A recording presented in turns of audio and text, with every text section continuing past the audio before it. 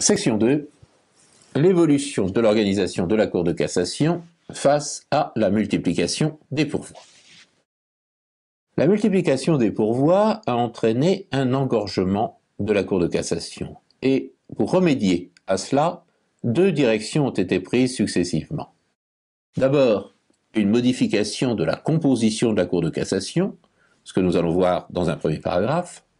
Ensuite, une lutte contre les pourvois dilatoires, c'est-à-dire les pourvois qui ont seulement pour finalité de retarder l'exécution d'une décision de justice. C'est ce que nous verrons dans le second paragraphe. Tout d'abord, paragraphe 1, les modifications de la composition de la Cour de cassation. Pour que l'unification du droit puisse avoir lieu, il faut qu'elle ne soit réalisée que par une seule juridiction qui soit supérieure aux autres. Il n'y a donc qu'une seule Cour de cassation, laquelle siège à Paris. Bien mieux, idéalement, il faudrait que cette juridiction n'ait qu'une seule chambre, parce qu'à partir du moment où elle se subdivise en deux chambres, apparaît alors un risque de contrariété de jurisprudence entre ces deux chambres. Eh bien, à peu de choses près, l'organisation originelle de la Cour de cassation respectait ce principe. Il n'y avait en effet qu'une seule chambre civile, laquelle connaissait des pourvois formés contre toutes les juridictions civiles, et puis une chambre criminelle qui connaissait des pourvois formés contre les juridictions pénales. Le risque de contrariété de jurisprudence entre ces deux chambres était minime, puisque celles-ci exerçaient leurs fonctions dans deux domaines bien différents. En outre, la Cour de cassation comprenait également une chambre des requêtes, mais le rôle de cette chambre était limité. Son rôle, il était seulement de filtrer les pourvois et de rejeter ceux qui ne paraissaient pas sérieux. Et la Cour de cassation a été ainsi organisée pendant tout le XIXe siècle et le début du XXe siècle. Cette organisation, elle a dû cependant être modifiée en raison de la multiplication des pourvois en cassation. Leur nombre devenant de plus en plus nombreux, devenant de plus en plus important, il a fallu augmenter le nombre de chambres de la Cour de cassation pour qu'elle puisse faire face à cette tâche croissante. Ainsi, de 1938 jusqu'en 1967, on va assister à une augmentation constante du nombre des chambres de la Cour de cassation. Cela commence avec un décret-loi du 12 novembre 1938, qui a tout d'abord créé une chambre sociale, compétente, comme son nom l'indique, pour connaître des pourvois en matière sociale, et notamment des pourvois relatifs aux litiges nés d'un contrat de travail. Ensuite, une loi du 23 juillet 1947 va transformer la chambre des requêtes en une chambre commerciale. Puis, une loi du 21 juillet 1952 va créer une deuxième chambre civile. Et puis enfin, une loi du 3 juillet 1967 va créer une troisième chambre civile. Et ce mouvement de multiplication des chambres, il va s'arrêter là en 1967, ce qui fait que la Cour de cassation comprend aujourd'hui 6 chambres, dont 3 chambres civiles, lesquelles ont chacune leur domaine de spécialité. Par exemple, la première chambre civile traite des litiges relatifs au droit de la famille, au droit des contrats. La deuxième chambre civile traite les litiges relatifs à la responsabilité civile.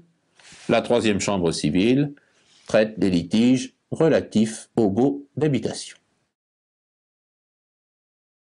Chaque chambre est composée de conseillers à la Cour de cassation. Des conseillers qui sont des magistrats très expérimentés, en fin de carrière et de haut niveau. Et on les qualifie d'ailleurs souvent de hauts conseillers. Alors, ces conseillers d'une chambre, ils n'assistent pas tous à chaque audience de la chambre. Pour qu'un arrêt soit rendu, il suffit d'un quorum qui était de 7 conseillers autrefois et qui a été abaissé à 5 par une loi du 6 août 1981. Cette loi a également prévu alors que ce quorum, il pourrait même être abaissé à 3 au sein des chambres civiles, commerciales et sociales, lorsque le premier président ou le président de la chambre le décide, parce que la solution paraît s'imposer. Et on dit dans ce cas que l'affaire est jugée en formation restreinte. Cet abaissement du quorum, il correspond bien sûr à la volonté d'accélérer le jugement des pourvois afin de lutter contre l'engorgement de la Cour de cassation. La conséquence en a été que la proportion des affaires jugées en formation restreinte a été en augmentation constante, passant de 1/5 dans les années 80 pour atteindre finalement les 2/3 en 1995. Et une loi du 23 avril 1997 a alors entériné cette évolution, en faisant du jugement en formation restreinte le principe, chaque fois que la solution semble s'imposer. Et depuis cette loi, le jugement en formation ordinaire de 5 magistrats n'a lieu que dans des cas exceptionnels. Soit sur renvoi de la formation restreinte, lorsqu'il lui apparaît finalement que la solution ne s'impose pas, soit à la suite d'une décision spéciale prise par le premier président de la Cour de cassation ou par le président de la Chambre concernée. Cette dernière réforme, elle a également introduit la formation restreinte là où elle n'existait pas encore, c'est-à-dire au sein de la Chambre criminelle. Toutefois, il faut ici noter une différence importante par rapport aux chambres civiles.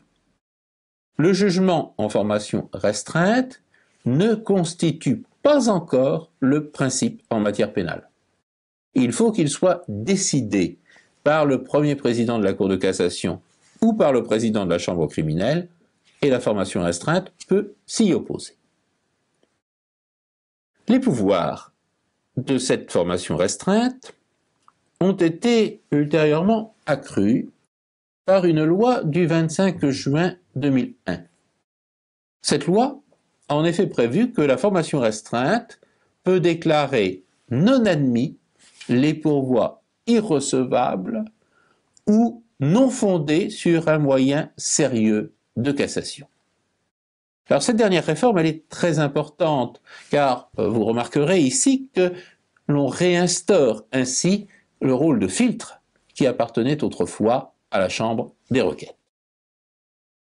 Et on peut noter ici qu'en 2013, 21% des décisions rendues en matière civile et 58% des décisions rendues en matière pénale sont des décisions de non-admission des pourvois. La volonté de lutter contre l'engorgement de la Cour de cassation, qui est ainsi illustrée par cette dernière évolution, cette volonté, elle a eu également une conséquence sur le nombre de magistrats appartenant à la Cour de cassation. En effet, afin de permettre aux conseillers de faire face à une tâche qui augmente sans cesse, les pouvoirs publics leur ont adjoint en quelque sorte des assistants. Et ceux-ci sont de deux sortes. Il y a d'une part les conseillers référendaires et d'autre part les auditeurs. Les conseillers référendaires, tout d'abord, ils ont été créés par une loi du 3 juillet 1967 et ils sont aujourd'hui au nombre de 65. Ce sont de jeunes magistrats dont le rôle initial était seulement d'assister les hauts conseillers en étudiant les dossiers et en leur préparant des rapports, des notes ou même des projets d'arrêt pour les affaires simples. Mais la loi du 12 juillet 1978 a par la suite augmenté leurs attributions en leur permettant également de participer au débat pour les affaires dont ils sont chargés. Les auditeurs à la Cour de cassation, à présent. Les auditeurs, ils ont été créés par un décret du 20 février 1984. Il s'agit cette fois de 11 jeunes magistrats qui sont affectés au service de la documentation et des études. Et le rôle de ce service, il est notamment, d'une part, de répertorier l'ensemble des pourvois et l'ensemble des arrêts de la Cour de cassation, et d'autre part aussi d'éditer le bulletin des arrêts de la Cour de cassation. L'accroissement des effectifs s'est provisoirement arrêté là. Notamment, le phénomène de multiplication des chambres semble bien s'être définitivement arrêté en 1967. Et on peut se demander pourquoi. Ça ne tient pas à un arrêt à l'époque de l'engorgement de la Cour de cassation, parce que bien au contraire, celui-ci n'a pas cessé de croître après 1967, et cela d'une manière continue jusqu'en 1994. Par exemple, on peut noter qu'au 31 décembre 1984, le nombre d'affaires restant à juger, c'est-à-dire le retard de la Cour de cassation, il était de 24 912, alors qu'au 31 décembre 1994, ce chiffre était de 37 416, soit une augmentation de 50% en 10 ans. Donc on voit bien que le phénomène d'engorgement ne s'est pas arrêté loin de là en 1967. Pourtant, le législateur n'a pas créé de nouvelles chambres. Alors pourquoi n'a-t-on pas une quatrième chambre civile, une deuxième chambre commerciale, une deuxième ou une troisième chambre sociale? Eh bien, c'est parce que, en multipliant les chambres, on augmente le risque d'une contrariété de jurisprudence entre celles-ci. Et de ce fait, si on multipliait trop les chambres, on remettrait en cause ce qui est le but même, la finalité de la Cour de cassation, qui est l'unification du droit. Le nombre de chambres ne peut donc pas augmenter indéfiniment, et il semble bien que l'on soit arrivé à un maximum en 1967. Déjà, il apparaît aujourd'hui, pour certaines questions de droit, parfois des contradictions au sein des 6 chambres de la Cour de cassation. Mais il existe un remède à cela. Lorsqu'une même question reçoit une interprétation différente de la part de 2 chambres de la Cour de cassation, il est alors possible de la faire trancher par une chambre mixte.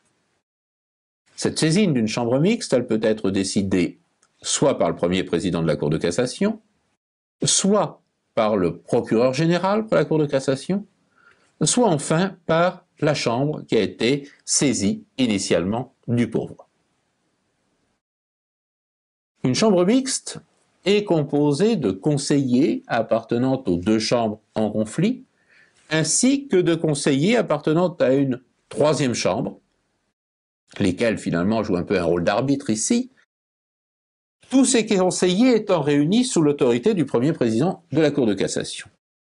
Et une chambre mixte comprend de ce fait le premier président de la Cour de cassation, les présidents de chacune des 3 chambres, les doyens de chacune des 3 chambres, ainsi que 2 conseillers de chacune des 3 chambres. Cette réunion d'une chambre mixte n'est cependant évidemment qu'un pis-aller. Et depuis 1967, le législateur s'est rendu compte que le nombre de chambres de la Cour de cassation avait atteint un maximum, lequel ne pouvait plus être dépassé sous peine de faire apparaître trop souvent des contrariétés de jurisprudence au sein des chambres. Or, le nombre de pourvois a tendance à toujours augmenter. Et il a donc fallu trouver d'autres moyens, d'autres solutions pour faire face à cette augmentation. La lutte contre l'engorgement de la Cour de cassation a alors pris une autre direction, qui est celle de la lutte contre les pourvois abusifs, les pourvois dilatoires.